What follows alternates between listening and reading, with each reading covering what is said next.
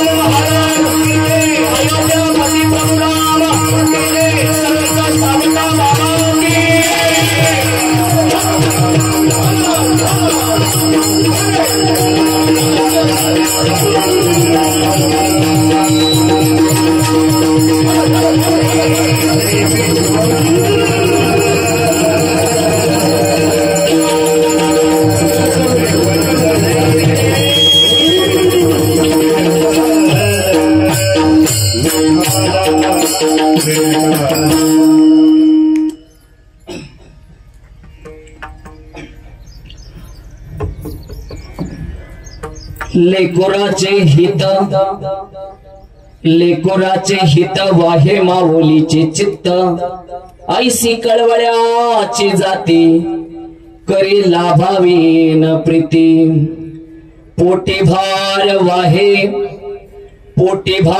वाहे त्याचे सर्वस्व ही साहे ऐसी कळवळ्याची जाती करी लाभावी न प्रीती तुका म्हणे माझे तुम्हा संतावरी ओझे ऐशी कळवळ्यांची जाती करी लाभावी न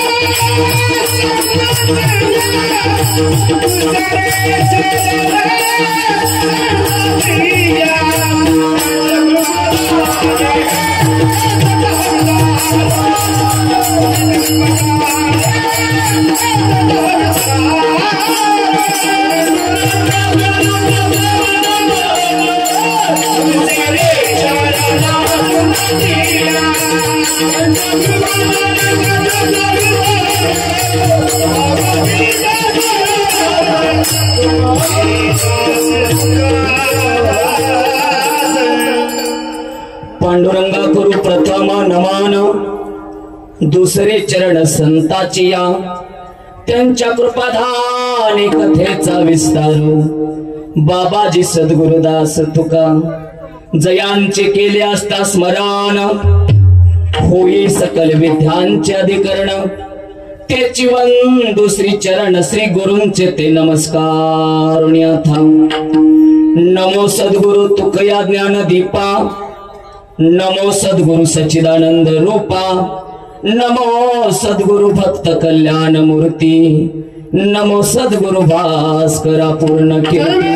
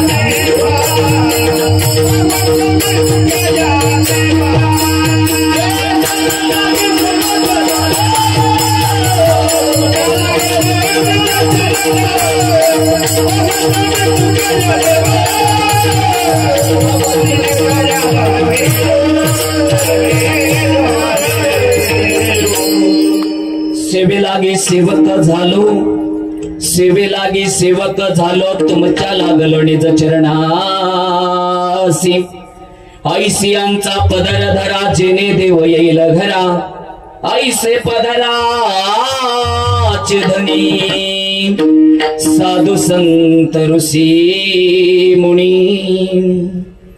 प्रस्तुत प्राप्त समय आज या देवकर परिवारामध्ये कैलासवासी सो संगीता राजाराम देवकर ह्या माय माऊलीच्या वर्षश्रद्धाच्या निमित्तानं आज ही कीर्तनाची सेवा होते। कीर्तनाच्या सेवेसाठी घेतलेला अभंग साक्षात भगवंतानी ज्या तुकोबारायाच्या समोर उभा राहू आणि तुकोबारायाला सांगितलं, तुकोबा आज खऱ्या अर्थानं जगाच्या पाठीवरती मी तुमच्यासाठी आलोय, काय मागायचं ते मागा, तुम्हाला रिद्धी देतो, तुम्हाला सिद्धी देतो, तुम्हाला मोक्ष देतो तुकोबा, पण आम्हाला रिद्धी नको आहे, आम्हाला सिद्धी नको आहे, आम्हाला मोक्ष नको आहे, आम्हाला फक्त आणि फक्त संतांचा सानिध्यात राहायची तेवढी मायबाप कृपा करा।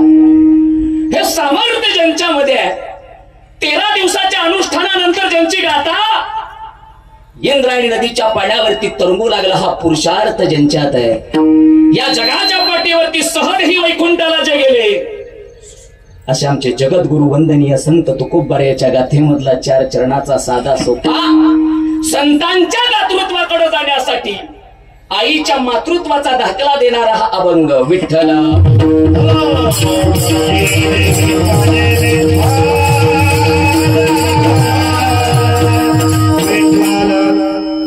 अभंगाच्या चिंतनाकडे जाण्यापूर्वी अल्पसा परिहार तो असा आहे, 1 वर्षापूर्वी ही माय तुमच्या आमच्यातून निघून गेली, आपल्या नरदेहाचा त्याग केला आणि ही आई तुमच्या आमच्यातून हरवली गेली। आई गेल्यावरती डोळ्यात पाणी येतं, साहजिक आहे। ज्या आईनं हाडाचं काढं करावं, रक्ताचं पाणी करावं, नेत्राचा दिवा करावा, रांगता येत नव्हतं उचलून काटोला घ्यावं, चालता येत नव्हतं बोटाला धरून चालायला शिकवावं, बोलता येत नव्हतं बोलायला शिकवावं, आणि माय बाप या जगाच्या पाठीवरती संस्कार आणि संस्कृतीचे धडे देणारी ती माय ज्या दिवशी निघून जाते ना, त्या दिवशी मायबाप डोळ्यातनं पाणी येत। त्या माईच्या वर्षश्रद्धासाठी उपस्थित असणारे या देवकर परिवारावरती अतुनात प्रेम करणारे पाहुणे मंडळी, गावकरी, पंचकृषीतले टाळकरी, ज्यांच्या ज्यांच्या कर्णपटलापर्यंत माझा आवाज जातोय, अशा सर्वांच्या चरणावरती नतमस्तक होतो आणि सेवेला सुरुवात। विठ्ठल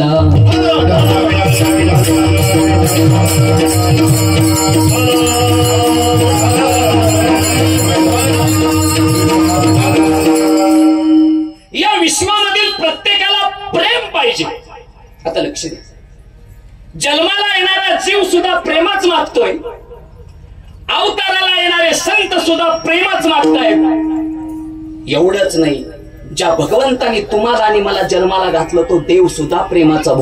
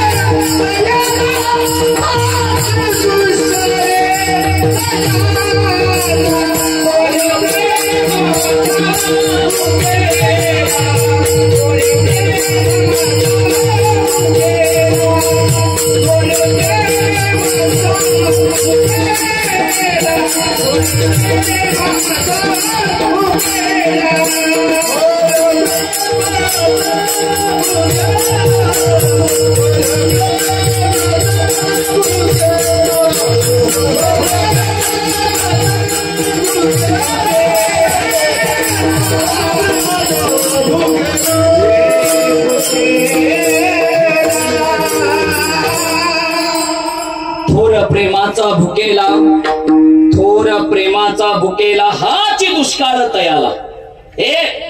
संत सांगतात ज्या भगवंतानी तुम्हाला जन्माला घातलं तो देव सुद्धा प्रेमाचा भुकेला आहे. या जगाच्या पाठीवरती प्रत्येकाला प्रेम पाहिजे. मायबाप जन्माला येणारा जीव प्रेम मागतोय, अवताराला येणारे संत सुद्धा प्रेमच मागतायत. नव्हे नव्हे ज्या भगवंताची तुम्ही आम्ही भक्ती करतोय तो भगवंत सुद्धा प्रेमाचा भुकेला आहे. मी तर म्हणतो मायबाप या जीवानं सदैव मागावं. कोण म्हणता जीव मागत नाही. जन्माला आई बापानं घातल्यावरती रंगता रंगता बापाला बोट बोट मागतो तो जीव. चालता चालता आणि तारुण्यामध्ये येतो. तारुण्यात आल्यावरती सुंदर गाडी पाहिजे, सुंदर माडी पाहिजे, सुंदर शेतीवाडी पाहिजे, सुंदर पत्नी पाहिजे. हे तारुण्याचं मागणं मागता मागता वयाची साठी वळणते, बुद्धी नाटी होते आणि हातात काठी येते. तरुण वयामध्ये जे पाहिजे होतं ते आता म्हातार वयात नकोय. बास तरुण वयात जे पाहिजे ते आता म्हातार वयात मागून जमत नाही. तरुण वयात पाहिजे होती सुंदर गाडी, आता म्हातार वयात ती असली किंवा नसली तरी फरक नाही मामा. तरुण वयात पाहिजे होता सुंदर बंगला, आता म्हातार वयात असला किंवा नसला तरी फरक नाही. तरुण वयामध्ये पाहिजे होती 25 एकराची बागायत जमीन, पण म्हातार वयात ती असली किंवा नसली तरी फरक नाही. तरुण वयात पाहिजे असणारी सुंदर पत्नी आता म्हातार वयात असली किंवा नसली तरी फरक नाही. मग महाराज काय मागणार म्हातार वयात? देवा आता फक्त पोटाला पोटभर भाकर दे आणि नेसायला धोतर दे आणि प्रेमानं बोलणारी 4 माणसं दे. विठ्ठल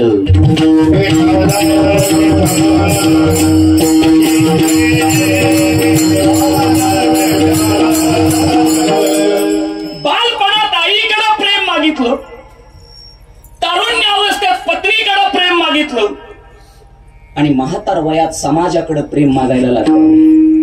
पण मागणं मात्र आमचं थांबलं नाही. या जगाच्या पाठीवरती माणसानं प्रेम केलंच पाहिजे, पण आमचं प्रेम निस्वार्थ भावनेचं असणं पाहिजे. लक्ष द्या. मी तर सांगेल महाराज या जगाच्या पाठीवरती निस्वार्थ भावनेनं प्रेम करणारी माणसं राहिली कुठं आता? लक्ष दे माझ्याकडे. निस्वार्थ भावनेनं प्रेम करणारी माणसं तुम्हाला दिसणार नाही. ज्या पत्नीवर आमचं लग्न झालं ती पत्नी सुद्धा आमच्यावरती निस्वार्थ भावनेनं कधीच प्रेम करू शकत नाही. कधीच नाही करू शकत. या जगाच्या पाठीवरती मायबाप आमची नाती किती दिवस टिकवायची? हा नात्यातला जिव्हाळा किंवा प्रेम आजकाल ठरवत नाही, तर खिशातला पैसा ठरवतो. लक्ष द्या. माझ्या खिशामध्ये जर काहीच नसेल तर माझ्यासाठी सगळ्यांची गरिबीच, पण माझ्या खिशामध्ये लाखोचा खळखाट असेल तर सगळं जग माझ्यासाठी श्रीमंत आहे. विठ्ठल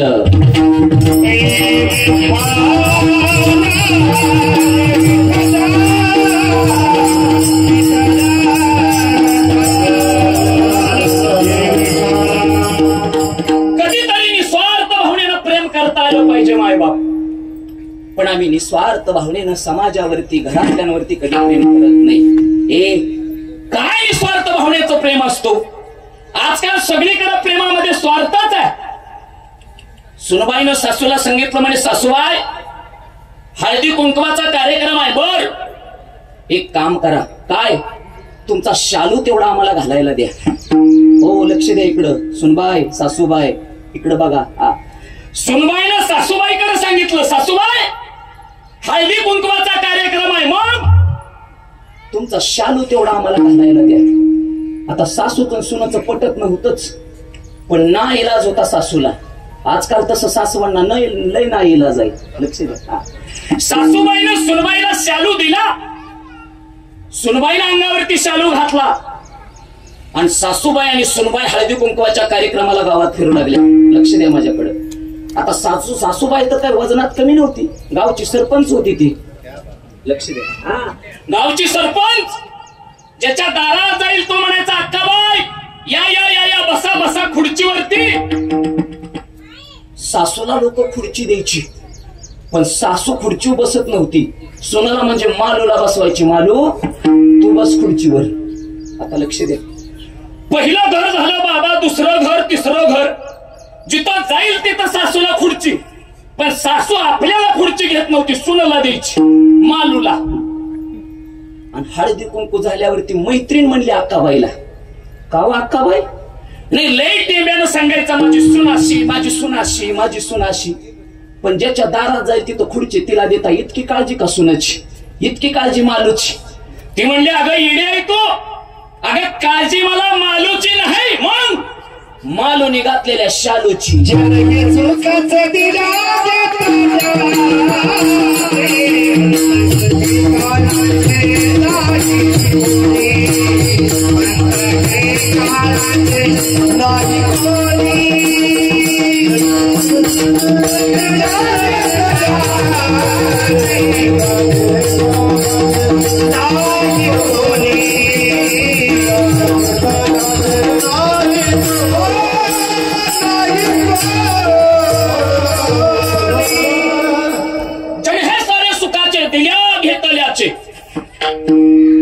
अंत काळाचे नाही कोणी. महाराज आम्ही फक्त स्वार्थाची नाती गोळा करतोय, निस्वार्थ भावनेनं प्रेम करणारी माणसं आम्हाला कळून देऊ. एखादा माणूस गेल्यावरती माणसं म्हणतात गेलेल्या माणसाची आठवण नको राहिला, मग त्यानं वापरलं तेवढं सगळं फेकून द्या, त्यानं घातलेले कपडे टाकून द्या, त्यानं वापरलेल्या चपल्या फेकून द्या, ज्याच्यात खाल्लं पिल्लं ते पण टाका, घेतलेलं अंतरून पांघरून फेकून द्या का, तर त्याची आठवण नको राहिला. पण ऐका रे, पाठीमागच्या वर्षी त्यांनी दिवाळीच्या सणाला नेकलेस केला 4 तोळ्याचा. 2 वर्षापूर्वी 50 लाखाची माडी बांधली, 4 वर्षापूर्वी 10 एकराची बागायत जमीन घेतली. मग ती आठवण देणारी नाही का हो? हे जग म्हणजे स्वार्थाचं ग्रंथालय आहे. इथं प्रत्येक जण आपापल्या पद्धतीनं पुस्तक वाचतो दादा, कुणाचं काय घेऊन बसला. पण मायबाप त्या जगद्गुरु तुकोबारायला प्रश्न विचारला, का हो तुकोबा? अहो सांगा ना, तुम्ही म्हणता सगळी स्वार्थी, सगळी स्वार्थी, पण निस्वार्थी एक तरी असेल ना? तुकोबा म्हणतात येड्या, या जगाच्या पाठीवरती निस्वार्थ भावनानं जगणारी 2च लोक आहेत. एक म्हणजे जन्म देणारी आई आणि उपकार करणारे संत विठ्ठल.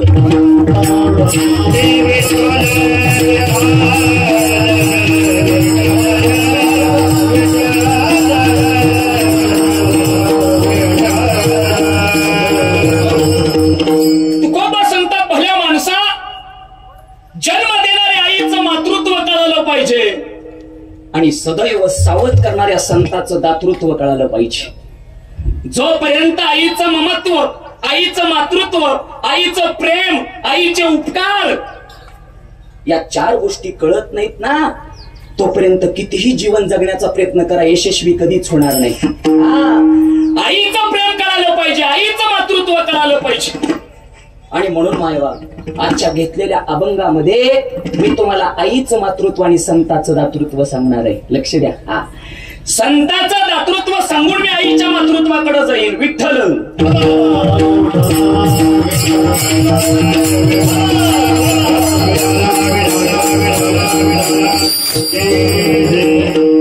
काय संतांचं दातृत्व आहे हो? लक्ष द्या माझ्या. संतांचं दातृत्व म्हणजे तरी काय? ज्या संतावरती आम्ही अपकार करतो, अपकार, तरी सुद्धा संत आमच्यावरती उपकार करतात. आता लक्ष द्या, अपकार करतो आम्ही संतावरती, संत आमच्यावरती उपकार करतात. ज्या संतांना आम्ही दुःख देतो ते संत आम्हाला सुख देतात.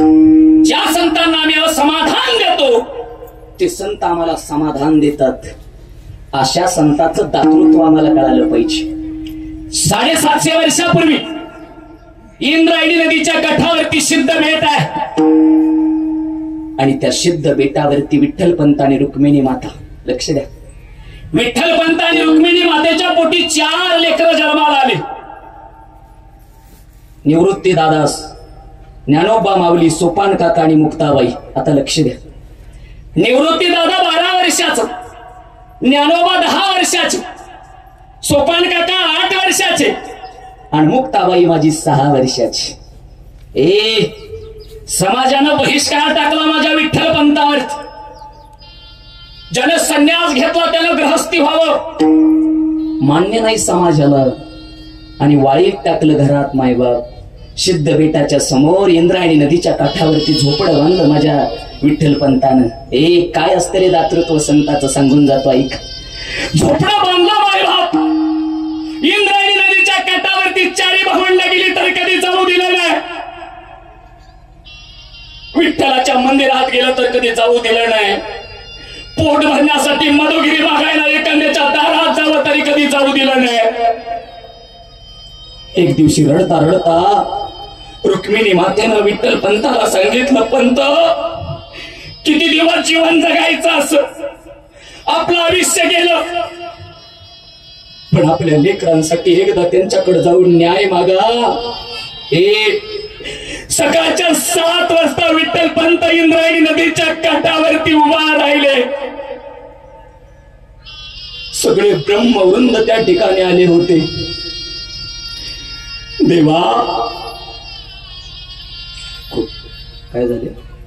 देवा कृपा करावं, चूक झाली आमची.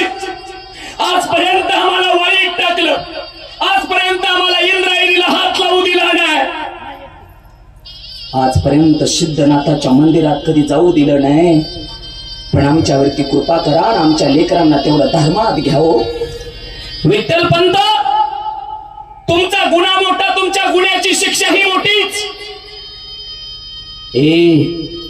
दुपारच्या 1 वाजल्या 1 वक्ते बाबाचं चरित्र सांगतं, कधीतरी वाचून बघा. आमचे वक्ते बाबा गुरुवर्य सांगतात, दुपारच्या 1 वाजल्या मायबाप इंद्रायणी नदीच्या काठावरती माझी इंद्रायणी माई संत गतीनं वाहते. दादा ब्रह्मवृंद समोर बसले, समोर बसणारी लोक जेवण करून यायची मायबाप, पण माझ्या विठ्ठल पंताच्या पोटामध्ये अन्नाचा कण नाही, पाण्याचा थेंब सुद्धा नाही मायबाप. वक्ते बाबा सांगतात, विठ्ठल पंत खाली पडलं तर उठवायला सुद्धा माणसं येत नव्हती. एवढी माणसं निडूर छातीची कशी झाली असतील मायबाप. रात्रीच्या 10 वाजल्या मायबाप आणि विठ्ठल पंताला सांगितलं, पंत तुमच्या गुन्ह्याची एकच शिक्षा होती, म्हणजे देहांत प्रायश्चित्त. शब्द ऐकला, अन्नाचा कण पोटात नाही, पाण्याचा थेंब घेतलेला नाही, थरथर कापणाऱ्या विठ्ठल पंताने हात जोडले आणि विठ्ठल पंत सिद्ध पीठाकडे निघाले. रात्रीच्या 12 वाजल्या माझी रुक्मिणी माई वाट पाहते. सकाळच्या 7 वाजता माझा नवरा न्याय मागायला गेलाय, अजून आला नाही. विठ्ठल पंतानं दरवाजा वाजवला आणि रुक्मिणी मातेला आनंद झाला, न्याय निवाडा झाला आणि माझा नवरा परत आला. हातामध्ये पाण्याचा तांब्या घेऊन माझी रुक्मिणी माता दरवाजा उघडायला गेली. समोर असणाऱ्या पतीला पाहिलं. धनी, झाला का हो न्याय? हो रुक्मिणी. काय न्याय केला? रुक्मिणी, देहांत प्रायश्चित्त घ्यायला लावलंय मला. शब्द ऐकला, अंग थरथर कापायला लागलं. रुक्मिणी मातेचं हातातला पाण्याचा थेंबा धरणीवरती पडावा. तांब्या मायबाप. धनी, देहांत प्रायश्चित्त एकट्यानं घ्यायचं नाही, मग मी सुद्धा तुमच्या बरोबर येणार. रुक्मिणी, लोक म्हणतात बाप गेल्यावरती आईची सावली लेकराच्या डोक्यावरती असावी रुक्मिणी, पण नाही ऐकलं. वक्ते बाबा सांगतात पहाटेच्या 3 वाजल्या 3 आणि विठ्ठल पंतानं शुद्ध बेटाकडे तोंड केलं. हे सिद्धेश्वरा, या भाराच्या खाली तुझ्या शिव्यावरती टाकून चाललो माझी 4 लेकरं. मी असताना समाजानं लेकराला कधी इंद्रायणी शिव दिली नाही सिद्धेश्वरा, पण मी गेल्यावरती त्याचं पालन पोषण तू करायचं सिद्धेश्वरा. बापाचं काळीज घराच्या बाहेर निघून गेलं, पण आईचं काळीज मात्र जायला तयार नव्हतं. रुक्मिणी मातेच्या डोळ्यात पाणी वाहू लागलं. मायबाप समोर झोपणाऱ्या 12 वर्षाच्या निवृत्ती दादाच्या डोक्यावर हात फिरवला. 10 वर्षाची माऊली झोपलेली आहे. मायबाप रडते रडते. रुक्मिणी माता आई आहे हो. 6 वर्षाची मुक्ताबाईची मूर्ती पाहिली, अजून तिला आई नीट म्हणता येत नव्हतं. लक्ष द्या. निघाली. उंबरट्याच्या बाहेर उजवा पाय टाकावा, पण डाव्या पायाला उजव्या पायाला सांगावं, ए रुक्मिणी अगं वेडी झालीस. आई बाप असताना जगू दिला नाही. आई बाप नसताना जगू देतील का ग? पळत आली हो. मुक्तीला उचललं आणि छातीशी लावलं. रडता रडता पतीला हाक मारली. हो देहांत प्रायश्चित्त घ्यायला निघालोय, कुठल्या गावाला निघालो नाही. 12 वर्षाचा निवृत्ती त्याला सांगून जाऊ, नाहीतर अख्खा आयुष्य लेकर आपल्याला शोधण्यात घालवते. हे निवृत्ती दादाला उठवलं रे. रडणारे आई बाप पाहिलं. का रडता बाबा, का रडते आई? मारलं कोणी? नाही निवृत्ती, मारलं नाही रे. समाजानं देहांत प्रायश्चित्त घ्यायला लावलं तुझ्या बापाला, पण एकट्याची चुकी नाही, मला जायचं त्यांच्यावर. शब्द ऐकला आणि निवृत्ती दादा आईच्या गळ्यात पडला. ए आई, ए आई, अगं तू गेल्यावरती कुणाला आई म्हणावं ग? निवृत्ती, आजपासून ज्ञानोबा माऊलीचा सांभाळ तू कर. आजपासून सोपान दादाचा सांभाळ तू कर. हे 6 वर्षाची मुक्ती आहे माझी, तिला अजून आई म्हणता येत नाही. कधीच कुठल्या गोष्टीची कमी पडू देऊ नकोस. आणि पहाटेच्या 3 वाजता देहांत प्रायश्चित्त झालं. जेवढा त्याग विठ्ठल पंताने रुक्मिणी मातेनं केला, त्याच्या कितीतरी पटीनं त्याग माझ्या निवृत्ती दादानं केला. आई बाप गेल्यावरती पहाटेच्या 3 वाजता तुळशीला पाठ लावली निवृत्ती दादानं. सकाळच्या 7 वाजेपर्यंत डोळ्यातनं पाणी वाहत. 7 वाजता ज्ञानोबाला जाग आली. रोज बाबा दिसायचे देवपूजा करताना, रोज आई दिसायची झालोट करताना, पण आज आई दिसना, बाबा दिसना. पण रडणारा निवृत्ती दादा पाहिलं. दादाच्या खुशीत घुसली ज्ञानोबा. ए दादा, का रडतो दादा? अरे कुठे गेले आपले आई बाबा? पेटून उठला तिने जगाला लागली गे. नसे आसरा नसे निवारा, सांग कुठे शोधून आई गेली बाबा गेला. आई गेली बाबा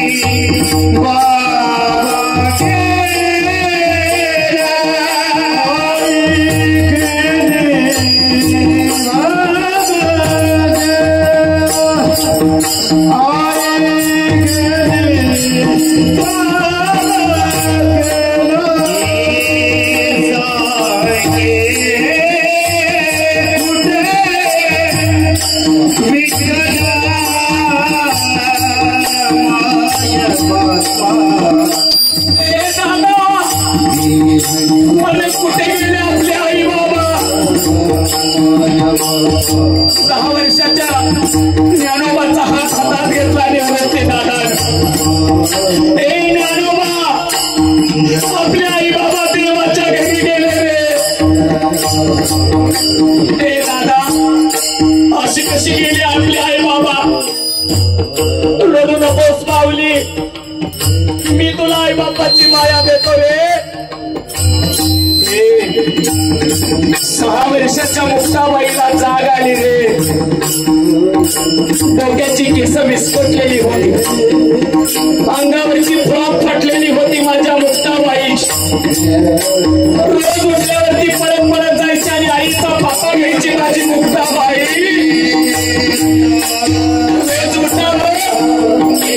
रोज उठावं आणि आईच्या मांडीवरती जाऊन बसावं मुक्ताबाईनं. आज आई दिसना, बाबा दिसना, रडते माझी मुक्ता. पण बाहेर रडणारा माझा दादा ऐकला रे. हे निवृत्ती दादा, हे ज्ञानोबा, का रडता रे? मुक्ताबाई, आपले आई बाबा गेले मुक्ता.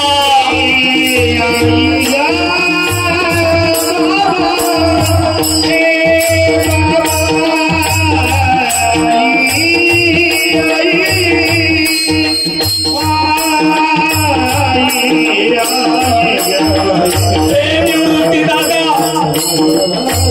कुणाला आई म्हणू कुणाला बाबा म्हणू सांग रे. मी आणि आई बापाला जाऊन आपल्या मुक्ता, आता आई बाबा परत कधी येणार नाहीत ग. 10 वर्षाच्या ज्ञानोबानं मुक्ताबाईला आपल्या कड्यावरती घेतलं, डोक्यावर हात फिरवला मुक्ताबाईच्या. हे मुक्ते, आजपासून हा ज्ञानोबा तुला आईची आणि बापाची माया दिल रे. दादा हो, माझे ज्ञानोबा फक्त मुक्ताबाईचे मायबाप नाही झाले रे, तर ज्ञानाबाई अनाथाची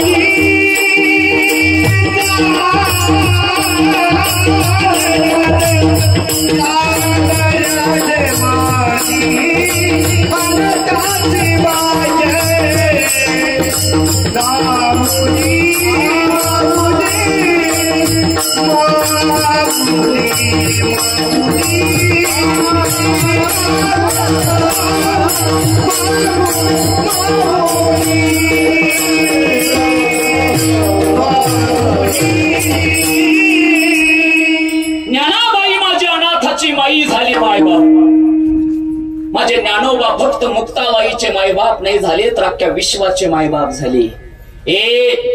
ज्या ज्ञानोबा याच्या झोडीमध्ये शेण टाकावं, ज्या मुक्ताबाईच्या झिंजाला धरून पाठीमागा ढकलावं, ज्या विठ्ठल पंत आणि रुक्मी मातेला देहांत प्रायश्चित्त समाजानं घ्यायला लावावं, अशा ज्ञानोबाला तुम्ही आम्ही काय दिलं आणि माझ्या ज्ञानोबानी समाजाला काय दिलं? लक्ष द्या. कधीतरी विचार करा. गुडघा फुटला माऊलीचा, हातातली झोळी टरा टरा फाटली, सगळं पीठ मातीत कालवलं, पण माऊलीनं मात्र समाजाची सेवा कधी सोडली नाही. आणि मग मायबाप तुकोबा यांना प्रश्न विचारला, का हो तुकोबा, तुम्ही ज्ञानोबा रायाचं एवढं कौतिक सांगता, मग सांगा ना तुकोबा, माझ्या माऊलीला माऊली का म्हणतात, माझ्या ज्ञानोबाला आई का म्हणतात? बरं आई म्हणतात तर माझे ज्ञानोबा आई सारखं प्रेम लेकरावरती कसं करतात? तर अभंगाचं पहिलं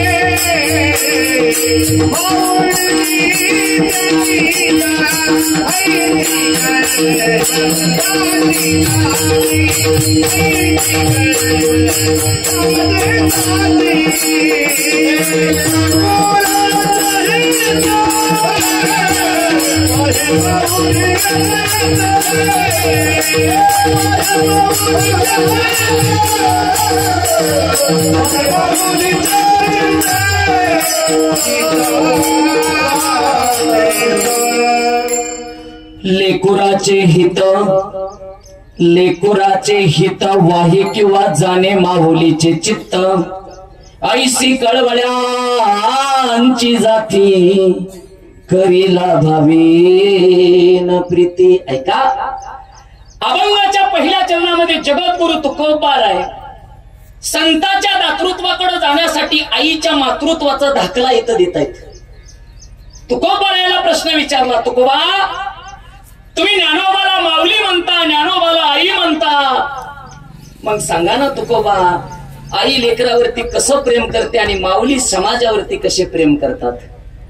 तुकोबार या सांगतात, ज्याप्रमाणे आईच्या चित्तामध्ये सदैव लेकराचं हित असतं, त्याचप्रमाणे संताच्या अंतकरणामध्ये सुद्धा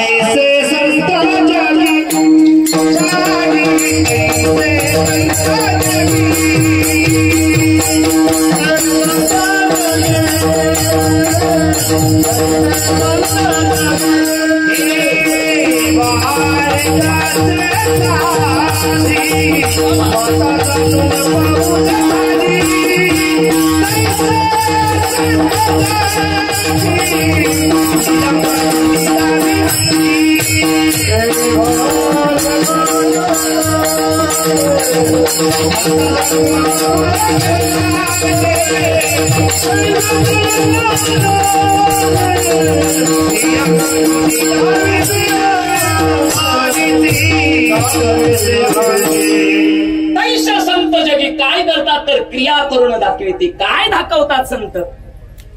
ज्याप्रमाणे आईच्या चित्तामध्ये सदैव लेकराचं हित दडलेलं आहे. मायबाप लक्ष द्या माझ्याकडं. एक आई आपल्या लेकरावरती किती प्रेम करते. महिला मंडळ लक्ष द्या इकडं. आईनं लेकरावरती किती प्रेम करावं. ज्या वेळेस एखादी घार आकाशात उडते, घार हिंडे आकाशी आणि चित्त तिचे पिल्लापाशी. इतकी हिंस्र असणारी घार सुद्धा आकाशात उडताना त्या घारीच्या चित्तामध्ये सदैव कोट्यातल्या त्या लेकराचं हित असतं. मायबाप लक्ष द्या. किती आई प्रेम करते हो लेकरावरती, किती प्रेम करते.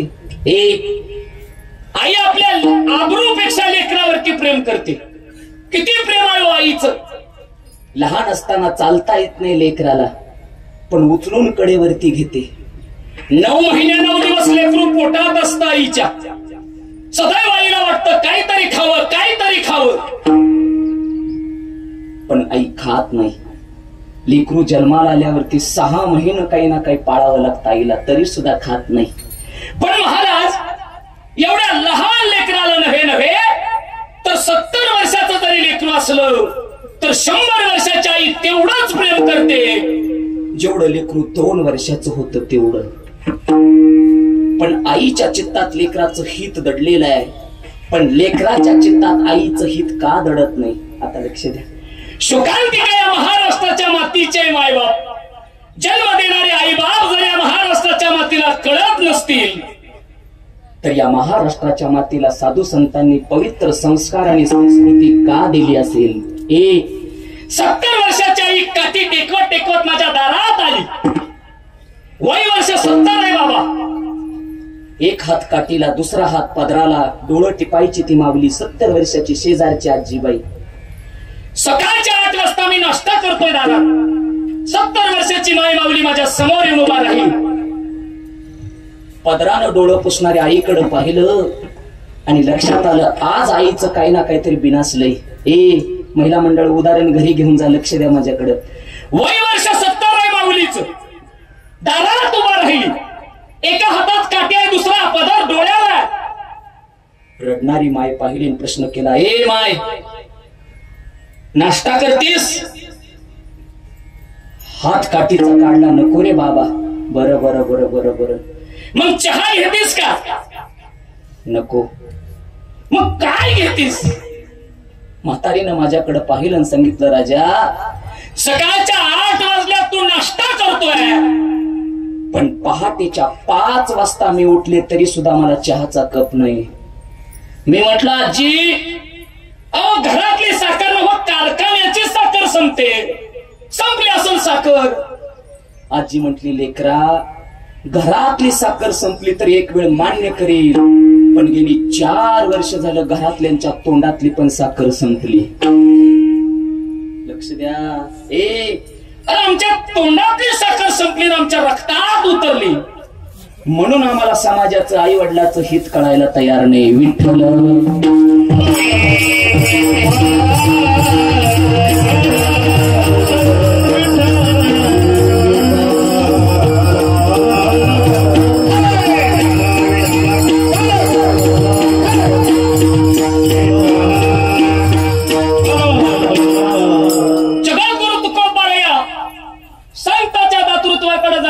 आईच्या मातृत्वाची कल्पना आम्हाला करून देत आहेत. तुकोबा सांगतात, वेळ्या आईचा स्वभाव असा आहे की लेकरानं कितीही दुःख दिलं तर आई दुःखी कधी होत नाही. काय स्वभाव आहे आईचं? रस्त्यानं पळता पळता पडलं लेकरू, गुडघ्याला लागतं लेकराच्या, रक्त वाहत लेकराच्या गुडघ्यातून, पण यातना मात्र आईच्या अंतकरणाला होतात. त्याचं नाव आई आहे. लक्ष द्या. आणि म्हणून तुकोबा जाता जाता अजून एक उदाहरण देतात. काय? सूत्र दोरी एक जीव माय बाप. आई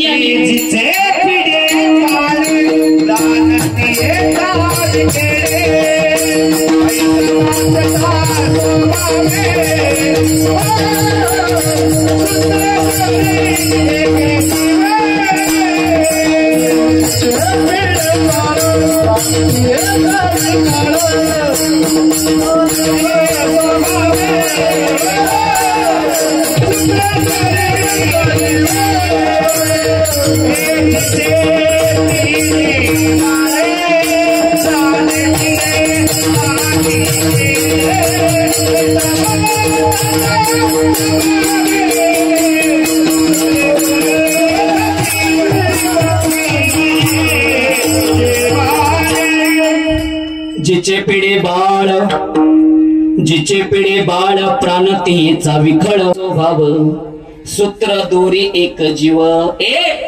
आईचा स्वभाव या ठिकाणी जगद्गुरु तुकोबा या तुम्हाला सांगतायत.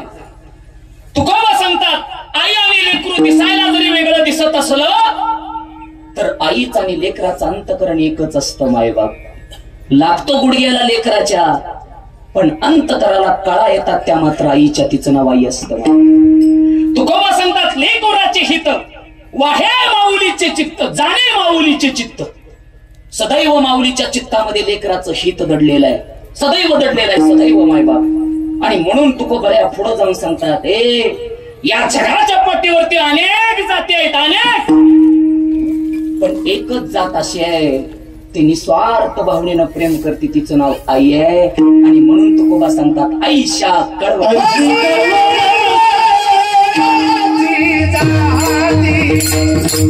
Thank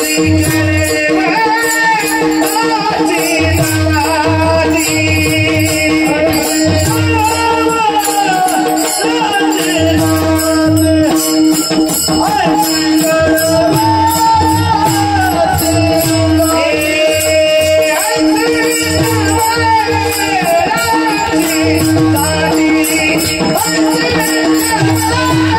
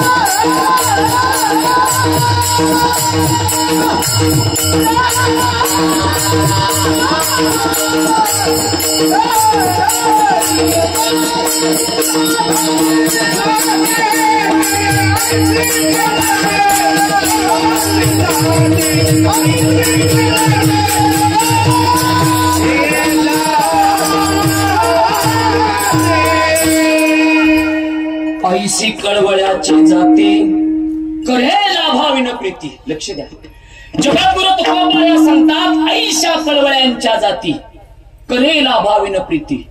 या जगाच्या पाठीवरती प्रेम करणारी दोन प्रकारची माणसं आहेत बाबा. एक, काही लोक लाभाविन प्रेम करतात तर काही लोक लाभासहित प्रेम करतात. लक्ष द्या, ज्या प्रेमामध्ये स्वार्थ आहे ते प्रेम लाभासहित आहे आणि जे प्रेम निस्वार्थ आहे ते प्रेम लाभाविन आहे. महाराज, जगाच्या पाठीवरती दोनच लोक असे आहेत जी माणसं फक्त लाभाविन प्रेम करतात. एक म्हणजे जन्म देणारी आई आणि दुसरे म्हणजे आपल्याला कडेवरती घेणारे संत. आई आणि संत सोडले तर लाभाविन प्रेम करणारी माणसं आम्हाला दिसत नाहीत. हा बघा, तुम्ही फिरा कुठेही जावा, अरे जो तो आपला स्वार्थ साधतोय, जो तो. आणि एक वाक्य सांगू, जोपर्यंत तुमच्या आमच्यामध्ये समाजाला काहीतरी देतोय ना तोपर्यंत समाज तुमचा आणि माझा आहे. समाजाचं सोडा, अरे आपल्या घरातली आपली नाही ती. एकदा देणं बंद करा घरातल्यांना. एक कवी अतिशय सुंदर सांगतो, सेवक होणं सेवा दिली, लोक म्हणतात केव्हा दिली, बोल उलटे मिळू लागले तेव्हा जीवन कळू लागली. होती गोडी मधाची जोपरी, लाख चिटकून होते मोहळापरी, संपदा मद सारे पळू लागले आणि तेव्हा जीवन कळू लागले. ज्याप्रमाणे एखादं झाड आहे, झाडाच्या फांदीवरती मधाचा पोळा आहे, मधाच्या पोळ्यामध्ये मध आहे बाबा, तोपर्यंत मधाच्या पोळ्याच्या भोवती हजारो मधमाशे आहेत. ज्या दिवशी मधाच्या पोळ्यातला मध संपतो ना, मधाचा पोळा रिकामी होतं, निकामी होतं, पोरकं होतं, वाऱ्याच्या धुळकीला हलतं मायबा आणि रस्त्यावरती पडतं. नुसतं पडत नाही तर तुमच्या आमच्या पायधडीला तुडवलं जात. मधाच्या पोळ्याची अवस्था आणि तुमच्या आमच्या अवस्था सारखीच आहे. तारुण्यामध्ये लेकरं आपली होती मायबाप, पण तरुण वयामध्ये लग्न झाल्यावरती लेकरं आपली राहत नाहीत. हो, लक्ष द्या. हा, पटलं पाहिजे माझं कीर्तन तुम्हाला. जोपर्यंत आम्ही लेकरांना काहीतरी देतोय तोपर्यंत लेकर आपल्याला बाबा बाबा करतील, माय माय करतील. पण एकदा देणं संपलं तर माई राहत नाही, बाबा पण राहत नाही.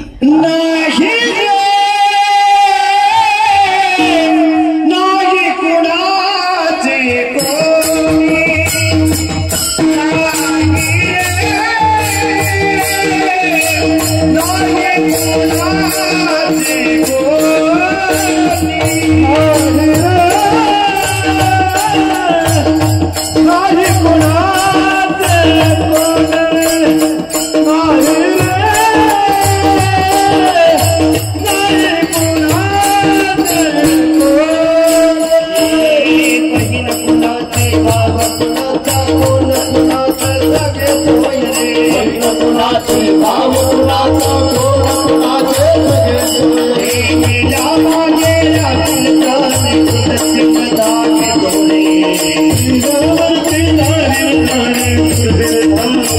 you. अरे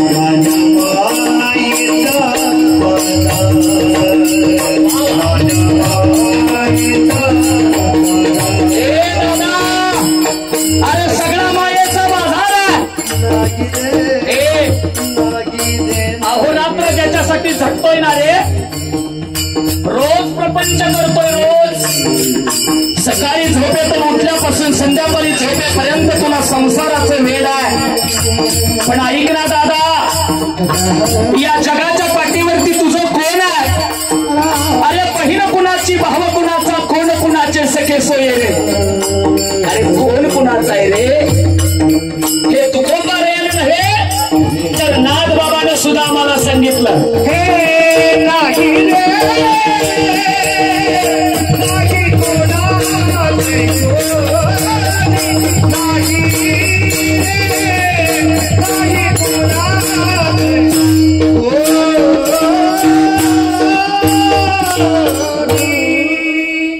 जोपर्यंत समाजाला काहीतरी देतोय तोपर्यंत समाज आपला आहे.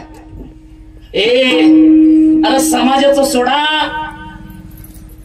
जी माणसं घरातली आपली आपली म्हणतो ती सुद्धा आपली नाहीत. संत सांगतात नाही रे, नाही कुणाचे कुणी. अरे कोण कुणाचं आहे हो महाराज?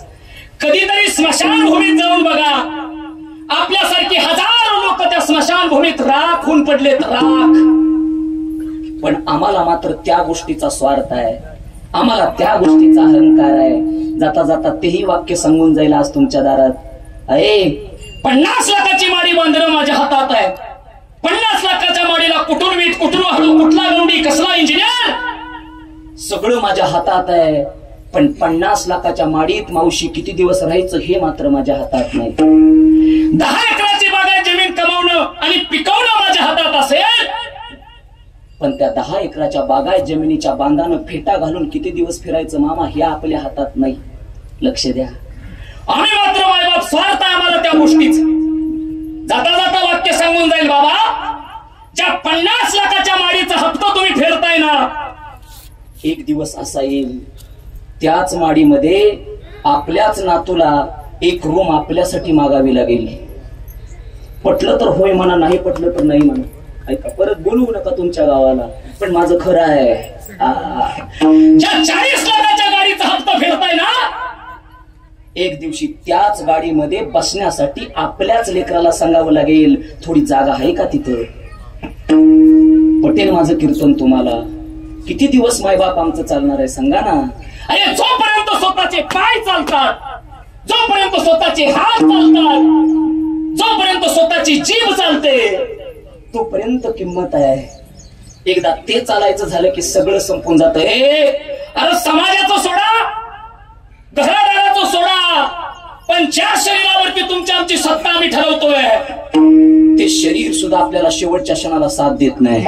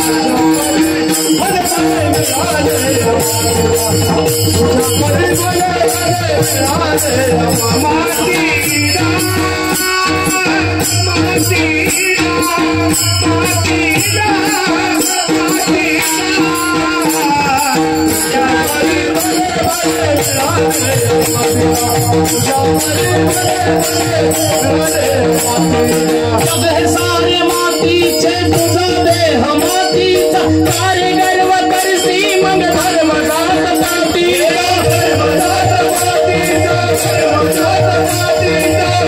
सारे मातीचे तुझा देह मातीचा, सारे गर्व करसी मग धर्म जात पाती.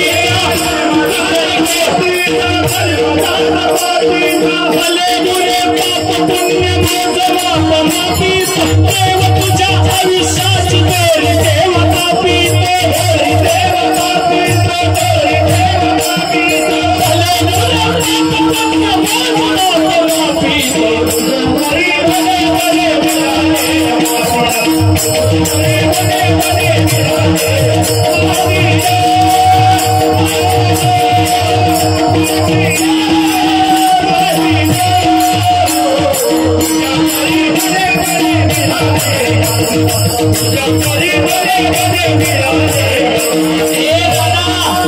ऐक रे, ज्या राजा रावणाला आजपर्यंत ऐकत आलास 80,000 बायका होत्या राजा रावणाला, 1,00,000 मुलं, 1,00,000 नातू होते मायबाप, अख्खी नगरी सोन्याची आहे. पण तरी सुद्धा राजा रावणाला जावं लागलं मावशी. लेका आमचं 4 तोडं आणि 10 एकर कुठं बसायचं त्या राजा रावणाच्या बशी, पण तरी त्याला जावं लागतं. एक दिवशी मलाही जावं लागेल. त्या रावणाच्या इथे काय हाल झाले, त्या रावणाच्या इथे काय हाल झाले, इथे देवी म्हणणारे मातीला मिळाले, इथे देवी म्हणणारे मातीला मिळाले.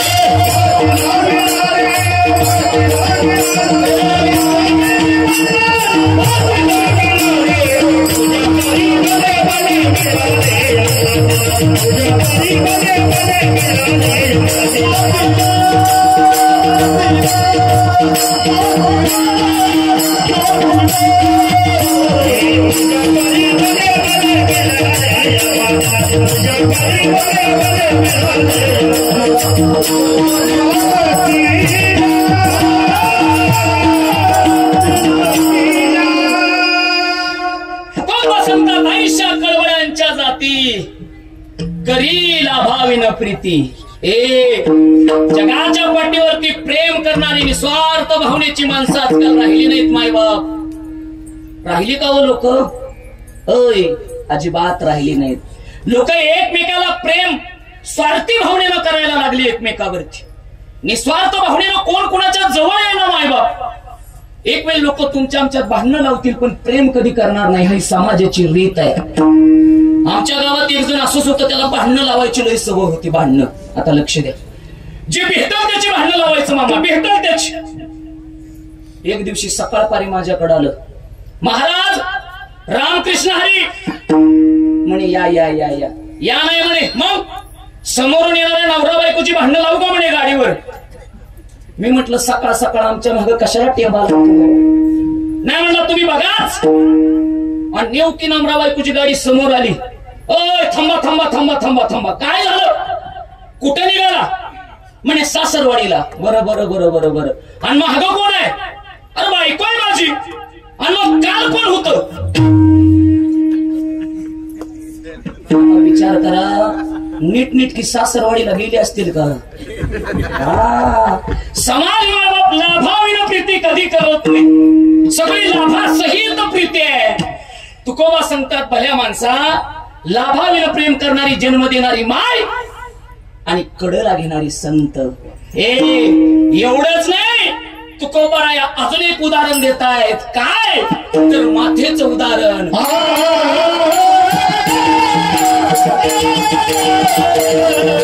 Oh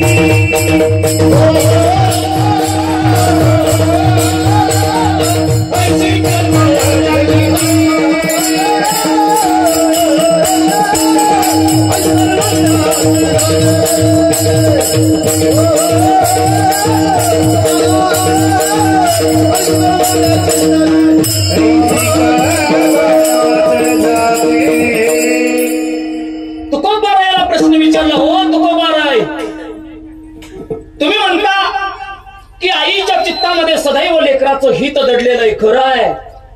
तुम्ही म्हणता की आई लाभावीनं प्रेम करते, खरं आहे. तुम्ही म्हणतात की संत लाभावीनं प्रीती करतात, खरं आहे. पण तुकोबार आहे अजून समजलं नाही, जरा अजून सोपं करून सांगा. आणि मग तुकोबार आहे उदाहरण देतात. पोटी भार आहे त्यांचे सर्वस्व हिस आहे. तुकोबा सांगतात ज्याप्रमाणे आई आपल्या पोटामध्ये आपल्या बाळाला 9 महिने 9 दिवस पोटात वागवते, पोटात पोटी भार आहे त्याचे सर्वस्व हिस आहे. ज्याप्रमाणे आईनं हाडाचं काढ रक्ताचं पाणी आणि नेत्राचा दिवा करावा, आपल्या लेकराला 9 महिने 9 दिवस आपल्या पोटामध्ये ठेवावं, त्याचा बहार व्हावा, त्याचप्रमाणे संत सुद्धा जगाचा बहार वाहतात. लक्ष द्या, जगाचा बहार संत त्याचप्रमाणे वाहतात. तुकोबा सांगतात ऐका देवा कसा वाहतात तो. नदीला पाणी आलं, पाणी आणि पाणी आल्याबरोबर त्याच नदीच्या एका लाकडाच्या ओंडक्यावरती एक विंचू होता, बुडत होता विंचू बुडत.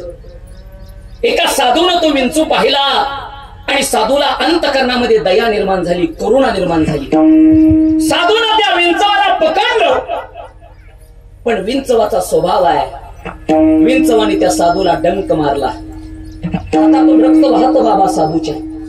जसा डंक मारावा तसा विंचू परत पाण्यात पडावा, पण साधूनं मात्र आपला विचार सोडला नाही. साधूनं परत विंचू उचलला, विंचवानं परत डंक मारला. साधू मात्र त्या विंचवाला वाचवतोय. एक जण त्या साधू महाराजाच्या जवळ आलं. साधू महाराज, तुम्ही विंचू डंक मारताय, पकडताय, डंक मारताय, सोडताय, डंक मारतोय, सोडताय, कशाला वाचवता? तू काय महाराज आहे का वाचवायला? साधू म्हटला वेड्या, डंक मारणं हा विंचवाचा स्वभाव आहे, पण त्याला वाचवणं हा साधूचा स्वभाव आहे. लक्ष द्या, पोटी भार आहे त्याचे सर्वस्व हिस आहे. त्याचं सर्वस्व सहाण्याचं काम एक आई आणि संत करतात. आई काय करते हो? ज्याप्रमाणे एखादी विंचवीन आहे, विंचवीन 4 मुलांना जन्म घालते, विंचवीन 4. पण मायबाप त्या विंचवणीला आपल्याच लेकराला दूध पाजण्यासाठी स्तनपान करता येत नाही. जन्माला आलेले लेकर आईला ओरडतात, माय जन्माला जरूर घातलं ग, पण आम्हाला दूध पाजना. डोळ्यातनं पाणी वाहत त्या विंचविणीच्या. ए लेकरा हो, अरे जन्माला तुम्हाला जरूर घातलं, पण तुम्हाला स्तनपान करू शकत नाही, तुम्हाला दूध पाजू शकत नाही, तुमचं पोट भरू शकत नाही. पण ती मुलं मात्र विंचवणीच्या अंगावरती येतात. अगं आई जन्माला घालतेस पण खायला तरी दे. विंचवीन सांगते लेकरा हो, माझ्या पाठीवरती जा आणि माझ्या पाठीवरती डंक मारा, येणार रक्त तुम्ही प्या, तुमचं पोट भरा. स्वतःच्या देहाचा त्याग करते ती विंचवीन नावाची आई, पण आपल्या लेकराचं पोट भरते, तिचं नाव आई असतं. लक्ष द्या, पोटी भार त्याचे सर्वस्व हिस आहे. तुकोबा सांगतात पोटी भार वाहते बर का आई, त्याचप्रमाणे संत सुद्धा या जगाचा भार वाहतात. मायबाप जगाचा भार वाहतात. माझे इंद्रायणी नदीच्या काठावरती असणारे माझे ज्ञानोबा जगाचा भार वाहतात. आळंदी गावामध्ये मायबाप ज्ञानोबा यानं जगाचा भार व्हावा, देहू गावामध्ये माझ्या तुकोबा यानं जगाचा भार व्हावा, पैठण नगरीमध्ये माझ्या नाथ बाबानं जगाचा भार, संत समाजाचा भार वाहतात. एवढंच नाही, संत आम्हाला जगायला शिकवतात. मायबाप एकदा सगळ्यांनी मिळून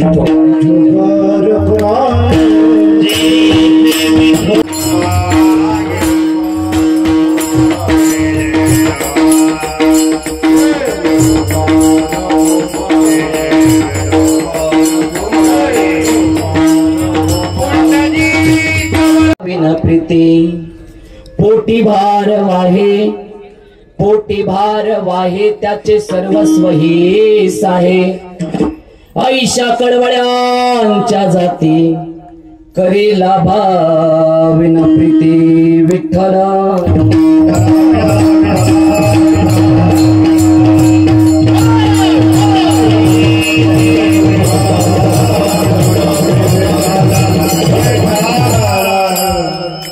आजच्या सेवेसाठी घेतलेला अभंग जगद्गुरु तुकोबा यांचा आहे. तुकोबराया सांगतात, जोपर्यंत आईचं ममत्व, आईचं मातृत्व तुम्हाला कळत नाही, संतांचं दातृत्व जो तुम्हाला आम्हाला कळत नाही, तोपर्यंत मायबाप खऱ्या अर्थानं जगाच्या पाठीवरती सुखाची प्राप्ती आम्हाला होऊ शकत नाही. आणि म्हणून मायबाप 1 वर्षापूर्वी गेलेली माय आहे आणि 1 वर्षानंतर मायबाप आज वर्ष श्रद्धा या ठिकाणी होत. दादा, ज्या दिवशी जन्म देणारी आई जाते रे, वाक्य सांगू एक, डोंगराच्या आड गेलेला सूर्य उद्या उगवतो रे, पण मातीच्या आड गेलेली माई मात्र माती मोड होती, परत कधीच येत नाही. या जगाच्या पाठीवरती अनेक गाव आहेत, अनेक, प्रत्येक गावाला परतीचा रस्ता आहे, पण एक गाव असं आहे की ज्या गावाला माणसं जातात परत माघारी येत नाहीत. आई गेल्यावरती आला असेल डोळ्यात पाणी, रडला असेल आमचा अजिनाथ दादा, रडले असतील सचिन दादा, आला असेल सारिका ताईच्या डोळ्यात पाणी.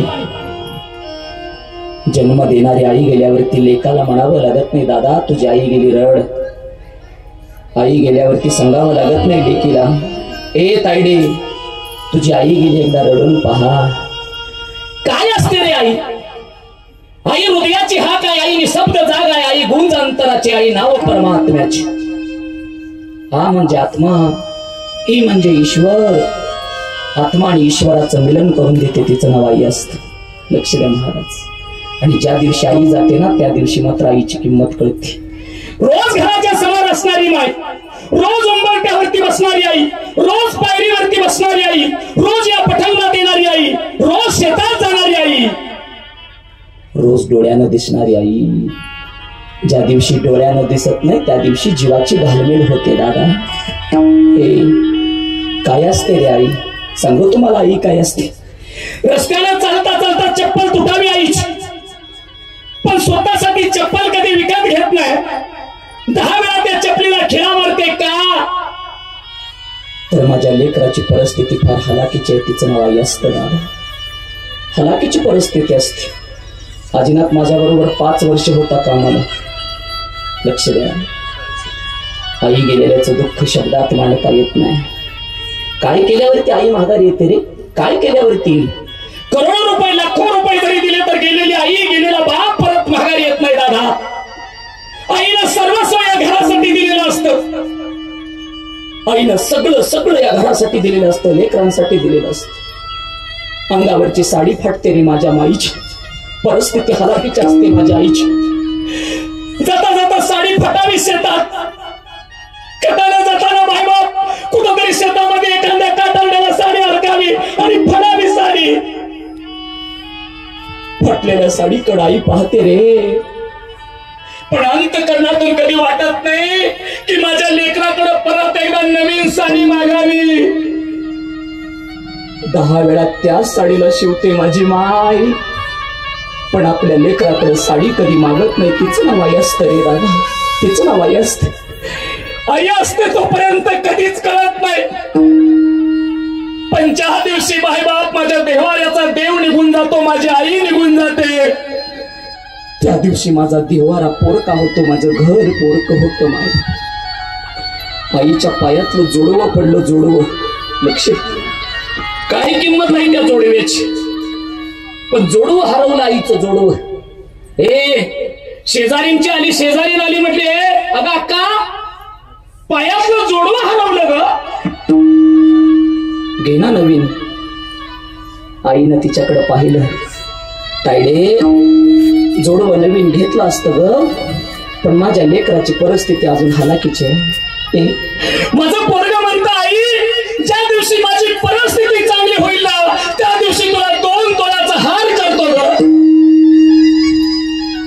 आयुष्यभर लेकराच्या परिस्थितीची वाट पाहते आई, आयुष्यभर. पण लेकराची परिस्थिती सुधारायच्या आधी आई निघून जाते. मला माहित आहे दादा, अजिनाथ, मला माहित आहे तुझ्या यातना. काय परिस्थितीतून उभा केला हा संसार, काय परिस्थितीतून उभा केला हा बंगला. मला सगळं आठवतं रे. 1000, 10,000, 12,000चा पगार होता त्याला. किती सोसला असेल रे. आणि ज्या दिवशी आईला चांगला दिवस दाखवायची वेळ आली, त्या दिवशी आई उंबरठ्यावरती बसणार होती, ज्या दिवशी आई या पायरीवरती बसणार होती, ज्या दिवशी आई त्या घरात बसणार होती, त्या दिवशी आई सोडून गेली. सारिकाताई, एक वाक्य सांगू तुम्हाला. तुम्हाला तुमच्या माहेरमध्ये सगळी नाती मिळतील बरं, सगळी नाती मिळतील. तुम्हाला काकी मिळेल, आंटी मिळेल, मावशी मिळेल, सगळी नाती तुम्हाला मिळतील बरं का. पण तुम्ही दिसल्यावरती पळा देणारी आई, काठी टेकवत का असना, पण तुम्हाला मिठी मारल्यावरती एक शब्द बोलणारी आई. हे तायडे, बरं चाललं ना ग तुझं. एवढं बोलणारी आई कधी मिळू शकत नाही. आई असते रे आई. आणि म्हणून मायबाप, ज्या दिवशी आई जाते त्या दिवशी आईची किंमत कळते. असताना कळत नाही आईची किंमत. 5 वर्षाचं लेकरू आईच्या बोटाला धरतं. 5 वर्षाचं लेकरू आहे. आता कुठं बोलायला यायला लागलं त्याला. आणि आईच्या बोटाला धरलं आणि बाजारात गेलं निमगावच्या. आईची परिस्थिती हालाकीची. लेकरं लाडूकडे पाहिजे, आईला म्हणायचं आहे बाय अगं एकच लाडू दे ग. आई म्हणते लेकरा, लाडू घ्यायला पैसे नाहीत, आता बाजार तेवढा करून पुढच्या बाजाराला लाडू घेऊ बरं का. 10 मिनिटं वेळणारं पोरगं थांबतो, जिलेबीकडे पाहत. हे बाय अगं लाडू नको घेऊ, पण जिलेबीचा एक तरी वेळा घे ग. आई म्हणते पोरा, अरे भाजी घ्याय पुरतच पैशाचं जिलेबी नाही घेऊ शकत रे. अगं आई एक छोटस खेळणं घे माझ्यासाठी. लेकरा, पुढच्या बाजारात सगळं घेते बघ. गर्दी वाढते दादा. आणि 5 वर्षाचं लेकरू आईच्या करंगळीला धरलेलं लेकरू हरवतं. आई एकीकड, लेकरू एकीकड.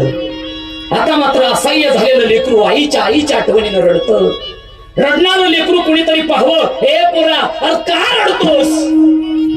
माझी आई गेली हो. ए रडू नकोस, मी ओळखतो तुझ्या आईला. रडू नकोस. पण पोरग तरी रडतं बरं. ए पोरा, रडू नकोस. तुला जिलेबी देऊ का? नको. तुला लाडू देऊ का? नको. तुला खेळणं देऊ का? नको. मग काय देऊ? आई दे. आई होती तोपर्यंत जिलेबी मागायचं, आई होतं तोपर्यंत लाडू मागायचं, आई होतं तोपर्यंत खेळणं मागायचं. पण आई नसताना फक्त आईच मागायला लागलं का? जोपर्यंत आई असते तोपर्यंत आई कळत नाही. आणि ज्या दिवशी आई जाते त्या दिवशी काही सुचत नाही. आणि म्हणून माझी भगवंताला विनंती आहे, देवा, फार कष्टातून उभा केला रे हा संसार. फार कष्टातून उभा केला. जीवनाचा जोडीदार गेल्यावरती काय परिस्थिती निर्माण होते मायबाप. आला असेल त्यांच्याही डोळ्यात पाणी. आजीनाथच्या वडिलांच्या रडले असतील, बाबा आयुष्यभर कष्ट करावं, आयुष्यभर. पण शेवटच्या क्षणाला एकमेकाला साथ देण्याऐवजी एखादं पाखरू ज्या दिवशी निघून जातं ना त्या दिवशी त्याची किंमत कळते बरं. भगवंताकडे मागणं मागतो, देवा परिस्थिती हलाखीची होती तरी सुद्धा शून्यातून हे स्वराज्य निर्माण केल्यासारखं हे घर निर्माण केलंय, हे सगळं निर्माण केलंय. आणि आता मात्र त्यांच्यातून आई तू घेऊन गेलास, पण ऐक ना, आता मात्र या परिवारावरती कृपा कर. आता मात्र यांना सुखाचे सोन्याचे दिवस येऊ दे रे. आता मात्र त्यांना सुख दे, आनंद दे.